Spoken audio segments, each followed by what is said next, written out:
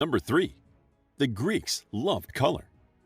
If there is one thing that conjures up images of ancient Greece, it's alabaster white.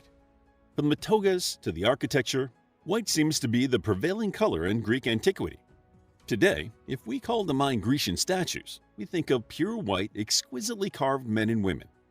But that wasn't how they were displayed in ancient Greece. Grecian statues were actually in vivid technicolor, with black hair, flesh-colored skin, and red lips. Their clothing was also painted, or even covered in gold leaf. Bronze statues, too, had painted beards and pubic hair, as well as being bejeweled with gemstone eyes. The ancient Greeks' love of color wasn't just limited to art. Grecian architecture was also elaborately painted with bright and bold colors. By today's standards, Grecian statues were downright gaudy. This view is mainly down to the fact that upon discovering Greek statues whose color had worn away, many archaeologists and artists were struck by the classic simplicity of the plain marble statues. So much so that Renaissance artists copied this perceived Greek style to create their own